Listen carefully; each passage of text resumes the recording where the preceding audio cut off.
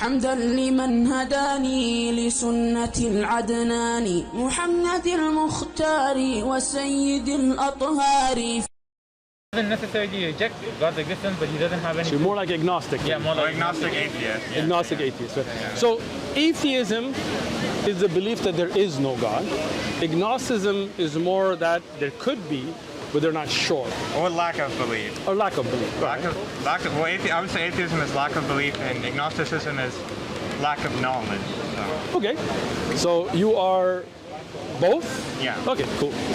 So let's take it back to where did we come from? Yeah. Right?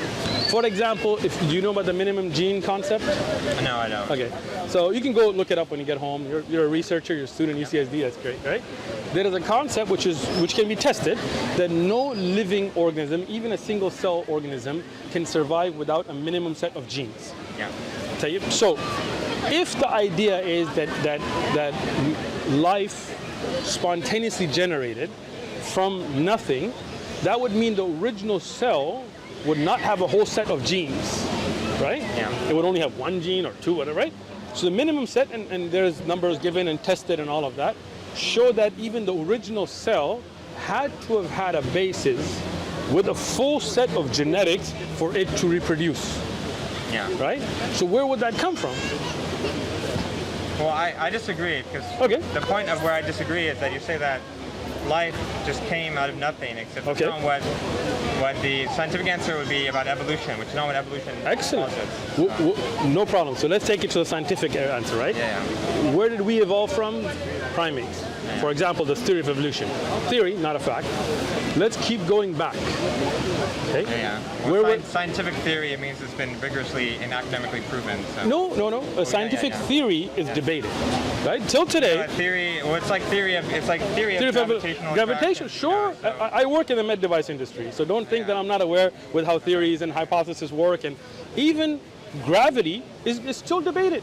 What exactly causes an object, whether two objects the same weight would fall at the same rate, all of that. So theories, there are scientific facts and there are theories. Theories, even if they've been rigorously debated and argued, for example, Darwin's ideas of evolution, today many of them have been debunked, right? I'm sure you've read up on it, right? Yeah. Okay. So now, let's take it back. Go before primates, before all of that. Evolution started from where? Pardon? Where did we start to evolve from? Well, I mean, I really can't answer that question. Okay. Yeah. So there is the issue, right? The theory of evolution cannot tell you where life started from. Yeah, that's correct. Okay. So that would mean that if we follow the theory, there would have to have been a single cell organism, right? For it to develop. Yeah. That single cell organism would have had to have had at least a minimum gene set for it to survive. Okay. So who created that set, which was in a perfect enough model for it to replicate and develop? Well, that's a loaded question, because you're asking who with the intention that it was some being or something. I'm open to any answer you give me. You can say aliens, you can say a lightning strike, I'm with you. Like, it's not loaded, it's a real question. I would think that, I mean, there's a few sort of ideas. Okay. Hit me. I guess I would, like the one I think is probably most likely is sort of like, I know, like chemical soup. A chemical what? Chemical soup. Well, what do you mean a chemical? So chemical soup is like, if you have, like, if you're thinking about like really early Earth, and you have some sort of warm, just like, it's sort of like, this has been observed in a lab, where you have a bunch of like chemicals, like you have carbon and hydrogen and oxygen. So those molecules came from? What do you mean? The molecules. You want me to finish, or you want go ahead, sorry, go ahead. So, like, it's been found in a lab that, like, you know, if you have, like, basically, if you zap electricity through, like, these pools of different molecules, you can randomly put them together just through random process, like amino acids. So amino acid creation has been observed. From there, we can sort of think that it can lead to proteins, can lead to more complex things. And so, like, you're thinking about, like, lightning strike. And so I would say that the creation of life is something that is probably almost infinitely like less likely to happen than a lightning strike. But the thing is that there's like 1 billion years Hold on. Sitting around in order for life to be created. So. I just want to understand this, right? Yeah. I mean, are you finished? I don't want to interrupt you. Go ahead. So where'd the lightning come from? Lightning? Well, what do you mean? I mean, originally to start. As an analogy, I thought. So I'm saying the origins of life. You were explaining that, right? From a soup that got hit by lightning. Not by lightning. Okay. Not by lightning. Just through we can sort of think that it can lead to proteins, can lead to more complex things. And so, like, you're thinking about like lightning strike and lightning, not by lightning, just through random collisions of molecules. Bonding. Okay. So where did those molecules come from? So are you going? So the question, the argument here is just back to the beginning, and you're gonna ask. So I'm gonna say, it came from space dust that coalesced into a planet. You're gonna say, where did that come from? I'm gonna say, well, it all came from the Big Bang. But you're saying there were already planets there then? What do you mean? So you're saying this process happened after there were already planets? Well, the Earth is like 4.6 billion years old. Right. Estimated, but yeah. Yeah. Well, yeah. Rough. Go ahead. Yeah. So life in general developed through particles of sand that got. Well, could be. It could be. Yeah, it could be. Right. So. Yeah. So the question again would be, would we be able to take those particles of sand would develop a cell without electricity, without lightning? Yes. Right? I believe. How would that happen? The thing with that is that you have. It's sort of just like it's like something that if you imagine something that has like a very, very, very like low like likelihood of happening, but given you have such a long time period, it's because it's iterative, it ends up being a fairly high likelihood. Or it could just be so without rare, any and we just intelligence happen to be on a planet with life, and it's a rare planet with life. It could be very rare. So without any intelligent design, without any higher power, without any growth, those sand particles developed. Sand, but yeah. Space dust. What were we saying? Well, I was saying. I'm going by your chemical soup. All right, but chemical soup. Then you said came from space dust. Was on the planet, and our planet comes from coalescing nebulae. So. All right. Basically space dust. And that soup came from where? What do you mean it came from? The chemical soup was already there, always there? Or? Well, you want to trace it. You want to trace it all back. Yeah. Trace it all back so you can have. I'm not an expert on quantum mechanics, but originally at the beginning of the universe, it was just smaller particles that then sort of like quarks and things that organized into. Can we observe that? Well, what we is can theory? observe is we can observe hydrogen atoms using nuclear fusion to become helium and higher elements. And then but the universe was at a point. There's no evidence, right? That's just a theory. Yeah, it's a theory. Okay, so you have no evidence for that. That's just a theory. Gotcha. Okay. So now, how did those single-cell organisms develop into a fully functioning human being like yourself, without any guidance? Well, through evolution. Through evolution. Okay. Through billions of years of trial and error. I gotcha. Pretty much. We're gonna be honest, all right? Yeah. What's honest? So this is a cell phone. Yeah. Right. It has a camera. It has a CPU. Yeah. Right. If I told you, just be honest, over billions of years, space dust turned into this phone, would you believe me? Be honest. I mean, it could be. Would you believe me? Just be honest. Would you believe me? Probably not, because. Why not? Well, the reason why is because I know that the phone, like, you can actually go to a factory. Sure. I can go to an iPhone factory and I can see the phone being manufactured. But I can tell you, if I told you, observe God manufacturing humans. You're getting ahead of me, bro. Take it easy. Relax. All right. If I told you this particular phone was not made in a factory, this particular phone in my hand was evolved from particles of dust over quadrillions of years, not billions, but trillions of years. It unlocks just like a regular phone. It has WhatsApp, it has all these apps, it has a camera, it has Siri. But this particular phone did not come from a factory, it just evolved. Would you believe me? Yes or no? I mean, just be honest. No, but the thing is, it's not an apt analogy. I didn't make it out. I just asked you for an answer. Relax. You're getting like nervous and ahead. Relax, right? So my question there would be, why couldn't this? What do you mean? Why couldn't this evolve? Why would you not believe me? I wouldn't believe you because there's probably a higher likelihood of humans making it, because I've observed that humans why? I mean, again, you have not observed this phone being made. Yeah. right? Well, I would think the likelihood is quite small that I could round to approximately 100% of phones. You just earlier said that a small likelihood over long periods of time can still be possible.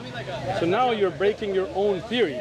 Even if there's a very small likelihood, over quadrillions of years, grains of sand, this particular phone was developed by it. Why would you not believe it? Well, see, if you told me it was manufactured in a factory by people, I'd believe you. If you told me I didn't say that. By God, I wouldn't believe you. I didn't say that either. See, again, you're jumping around instead of answering my question, right? My question is... What you're doing is fine-tuning. I'm not. It's a very simple question.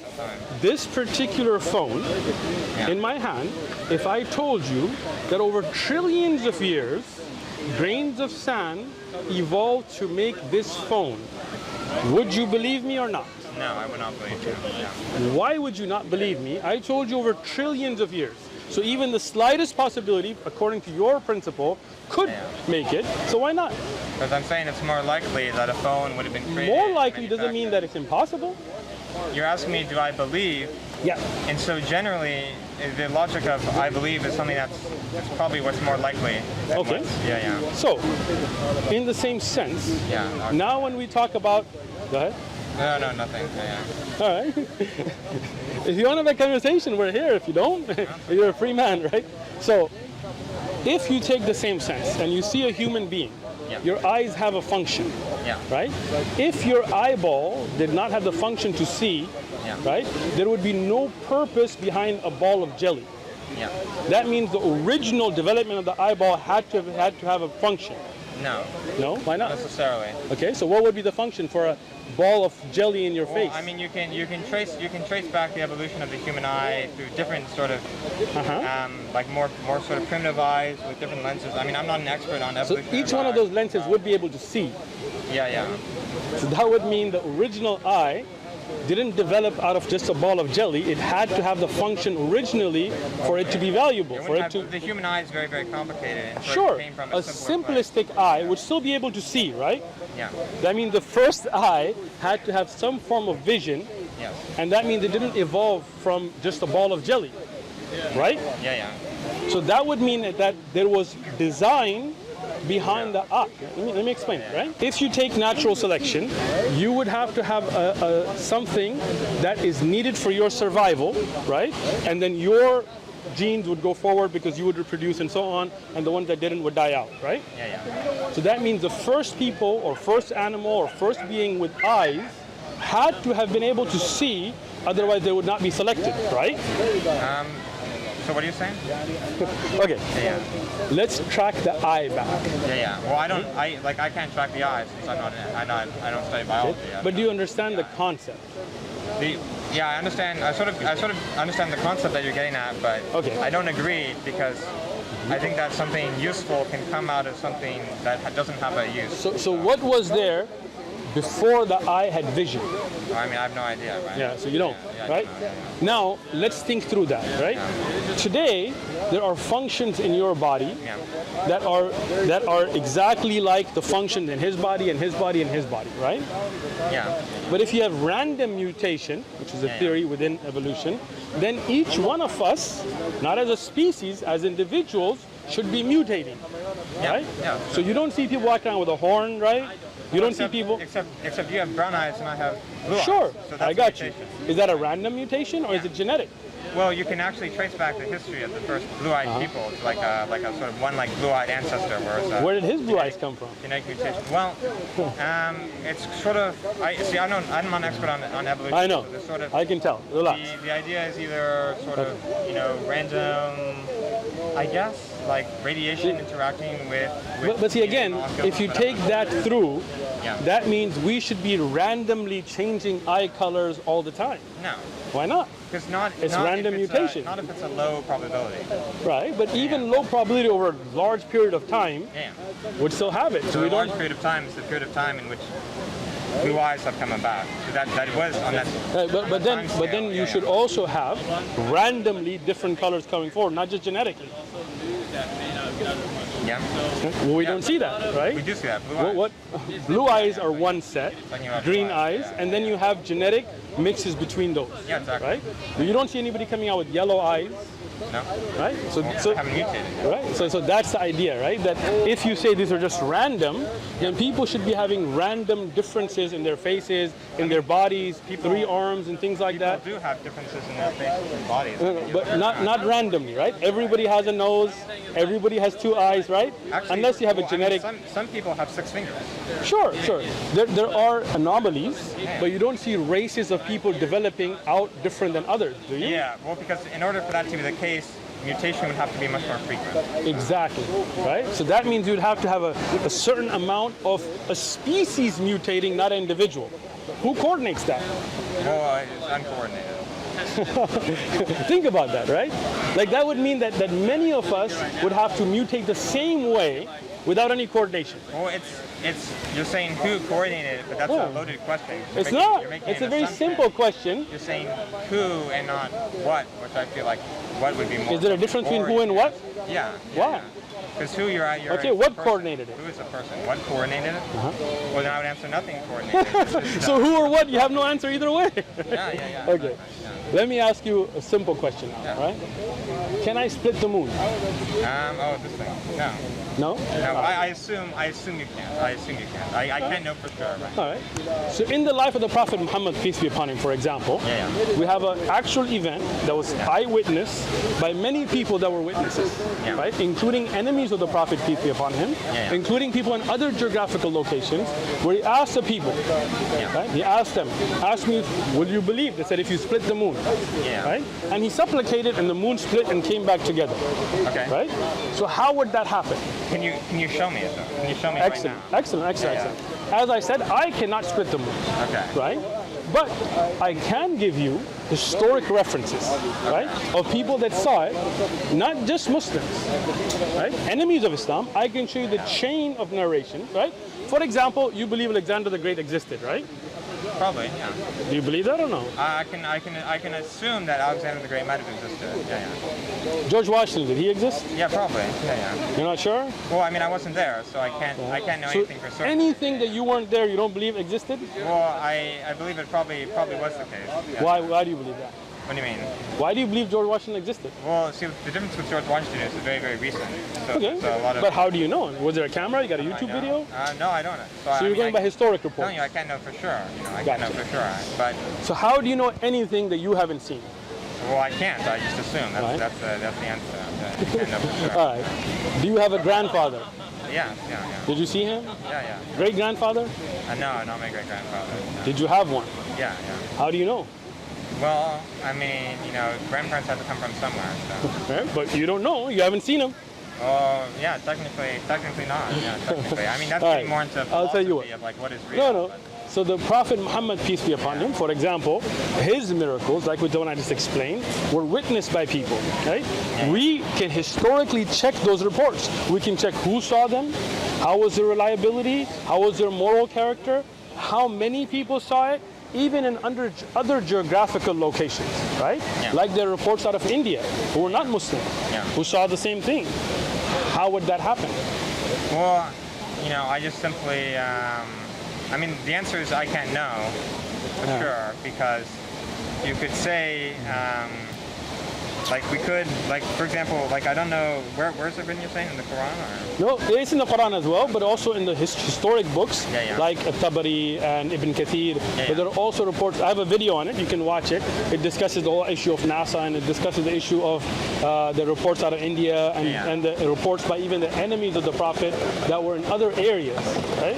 That witnessed those reports. Take a look at it. Well, my question is first, how do you know that the sources are reliable? Excellent question, right?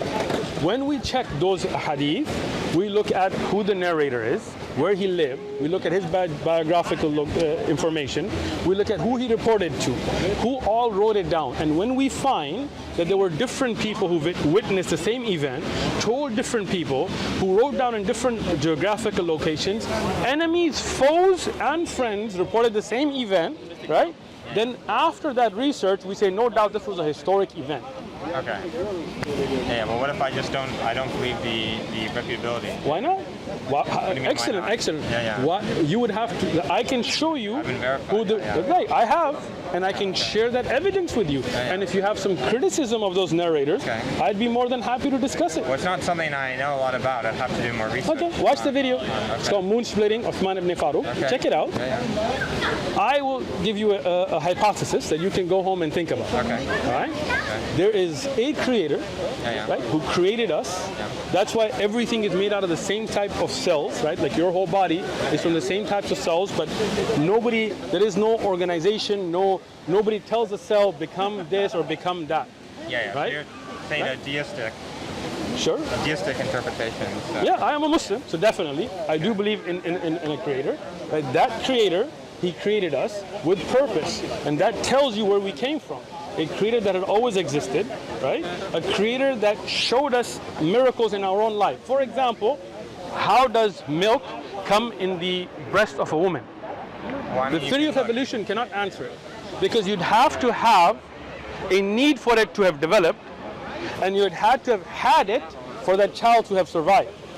Well, that's an answer. That's a question for an evolutionary biologist. Sure, so and I discuss it with people who are PhDs, biologists on a daily basis, almost. Not every day, but very frequently, because I work with a lot of scientists who do research into clinical trials of pharmaceuticals and med devices. They cannot answer that. So you can take that question to your professors and ask them. Okay. All right. Take a Quran. It's free. Read it. Which one? Anyone. They're all the same. It's just different sizes. You want a smaller one? You can keep it pocket size. Here, take this one. Like the big one? Yeah. They're all free. Take it, read it, come back with more questions. What was your name? Yasha. Yasha? Uthman. Yeah. Pleasure speaking to you. Well, I mean, if it's be interesting to read. I mean, I've been meaning to get around to reading the Bible as well. Excellent. Clearly, read they're popular for a reason. They are. Read it. Come back and we'll talk more. Thank you. Thank you so much. I actually had someone else who wanted you to meet, but then he couldn't come. So, alhamdulillah. Next time, bring them, inshallah. Jazakallah khair. Assalamu alaikum. Thank you, Sheikh.